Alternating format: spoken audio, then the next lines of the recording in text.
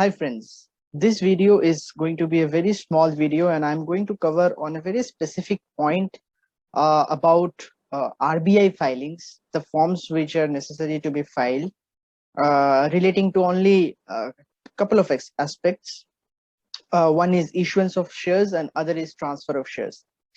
So before I begin, myself Niladri Chakravarti, Managing Investment and Legal Practice at Taxmantra Global.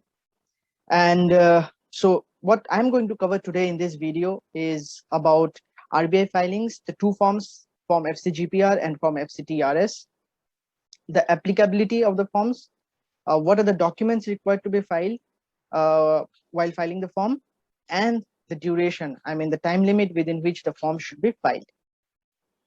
So starting with, the Form FCGPR is basically filed for issuance of shares or any other securities like convertible preference shares or equity shares. So when these are when a share is issued to an individual or a body corporate and that person is not a resident in India, Form FCGPR is filed with the RBI. The second form I'm talking about is the Form FCTRS, which is filed for transfer of shares. Either it can be convertible preference shares or maybe equity shares. If it is transferred to a person who is not a resident, person in the sense here means an individual or a body corporate. So when there is a transfer of security, you need to file the Form FCTRS. Now coming to the second thing, what are the documents required? So I'll first talk about the documents required for filing Form FCGPR. Form FCGPR, while filing Form FCGPR, the two mandatory documents are one is FIRC, the Foreign Inward Remittance Certificate, and the second one is KYC, which is Know Your Customer. So KYC is not for the Indian party, it would be for the foreign party to whom the securities are being issued. So we need FIRC, KYC. Apart from that, we also need an extract, a certified true copy of the board resolution, for which is a proof of allotment of shares to that person.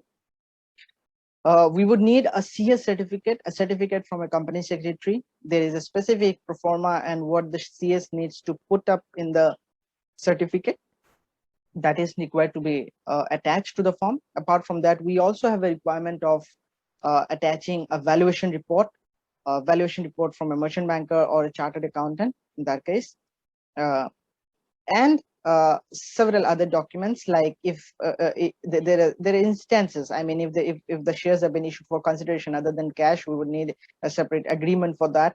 And the RBI might ask for some additional documents like the list of lottees or a shareholders agreement if that has been in place, but that's not the usual criteria which is usually asked. But if the RBI so desires, they may ask for the same.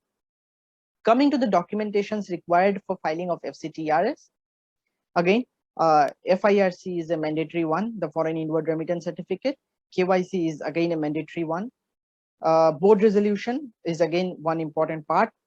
The share transfer form as per the Companies Act, which is Form SH4, that is also required to be filed. And then in the case of FCTRS, we don't require CS certificate. But at times they may ask for a valuation report, but that is also not a mandatory in all the cases.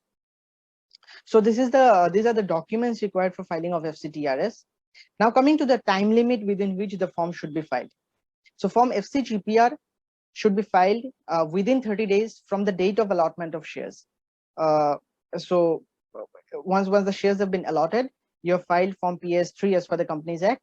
Not specifically the Form PS3, but once the board meeting has been held for allotment of shares, you file Form FCGPR within 30 days from that date. Form FCTRS, again, you need to file that within 30 days from the date of transfer of shares. So the 30 days is the time limit for both the forms in this case.